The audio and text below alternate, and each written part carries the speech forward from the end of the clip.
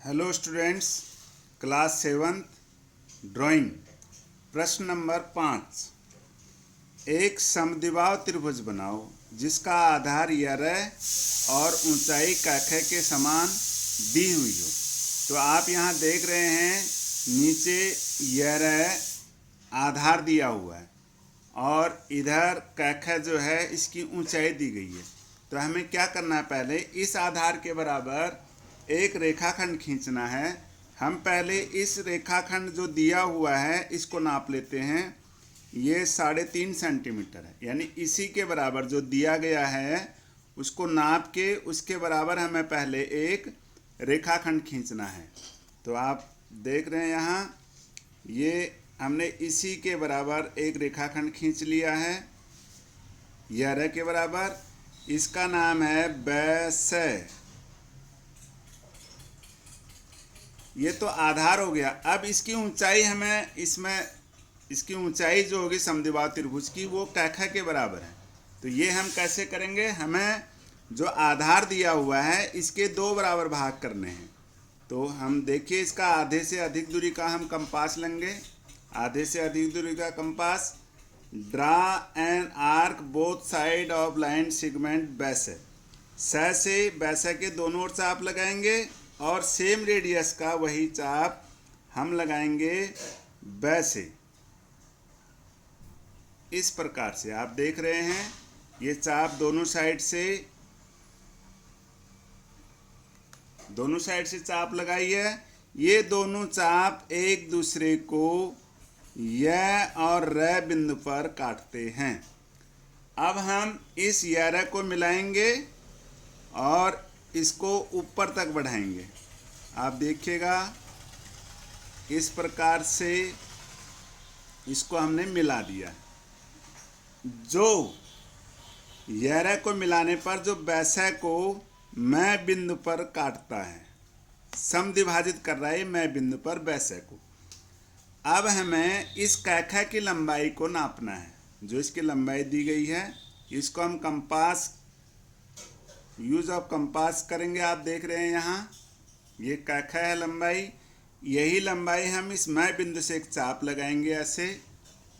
ये इस ऊंचाई जो है यहाँ क बिंदु पर काटता है ऊपर। इसका नाम क नहीं ए रखेंगे हम, ए बिंदु पर।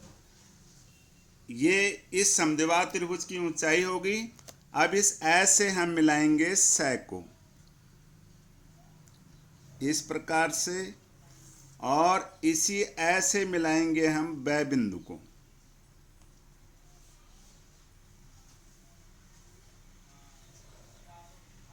आप देख रहे हैं यहाँ पर ये जो ए बै स है ये अभिष्ट समद्विबाहु त्रिभुज की रचना हमने यहाँ पूरी कर ली है। आप देख रहे हैं यहाँ लिखा हुआ है एक समद्विबाहु त्रिभुज बनाओ जिसका आधार यरह और ऊंचाई कख के समान हो। तो आधार यरह है, ये बैसय के इसके बराबर हमने बैसय खींच लिया है और इसकी ऊंचाई है कख, इसके बराबर हमने मैं ए लिया।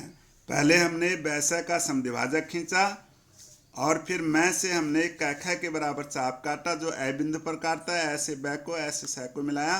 तो इस प्रकार ये समद्विबाहु त्रिभुज की रचना पूरी हो चुकी है। अब देखिएगा प्रश्न नंबर 9। एक समकोण त्रिभुज बनाओ जबकि समकोण बनाने वाली दोनों भुजाओं की लंबाई दी हुई हो। तो समकोण बनाने वाली दोनों भुजाएं ये हैं, इसका नाम है बै स। इस ऊंचाई का नाम है ए बै। तो हमें इसको कैसे करना है, देखिए पहले हम जो आधार है इसको नाप लेते हैं। ये 4 सेंटीमीटर है, तो 4 सेंटीमीटर का हम एक रेखाखंड खींचेंगे।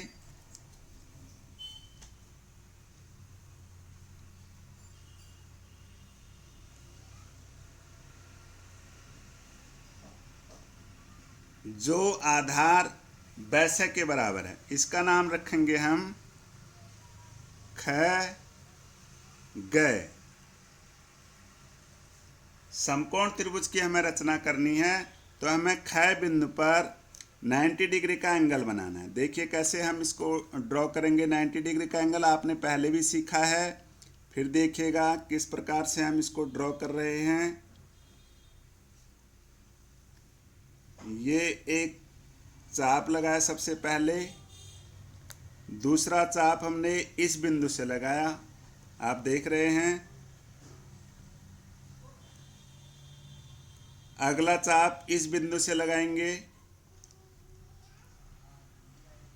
इसको ऊपर भी लगाएंगे चाप ऐसे। फिर इस बिंदु से एक चाप लगाएंगे। ये आपके 90 डिग्री 90 अंश का कोण यहाँ बन चुका है। इसको हम मिलाएंगे ख बिंदु से, ध्यान से देखिएगा। ये तो हमने इसको, इनका चाप का नाम अगर आप रखना चाहते हैं तो आप रख सकते हैं। यहाँ इस बिंदु का नाम य, र, ल, व। हमने खव को मिलाया और आगे तक बढ़ाया और आगे तक बढ़ाया। अब हम जो इसकी ऊंचाई दी गई है, दूसरी भुजा, समकोण त्रिभुज को बनाने वाली भुजा, एक भुजा तो ये है आधार खग जो वैसे के बराबर है।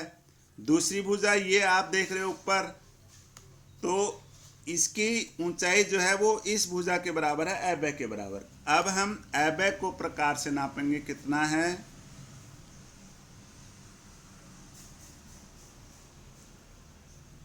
ये आप देख रहे हैं एबे है ये। ख से एबे के बराबर हम एक चाप लगाएंगे जो इस रेखा, इस किरण को क बिंदु पर काटता है। ये इसकी ऊंचाई होगी, तो समकोण बनाने वाली दो भुजाएं होगी क ख और ख ग। अब हम क ग को मिलाएंगे, बिंदु क से ग को मिलाएंगे। देखिए इस प्रकार से हम क ग को मिलाएंगे। आपने इसमें पेंसिल का प्रयोग करना है, पेन का प्रयोग नहीं करेंगे। हम इसलिए यहाँ कर रहे हैं ताकि आपको ये साफ दिखाई दे। तो आपने देख लिया होगा, हमने यहाँ दो सवाल आपको बताए थे, दोनों की रचना यहाँ कर दी गई है। आप इस वीडियो को लाइक कीजिए, शेयर कीजिए, सब्सक्राइब कीजिए। फिर मिलते हैं अगली वीडियो में। Thanks for watching.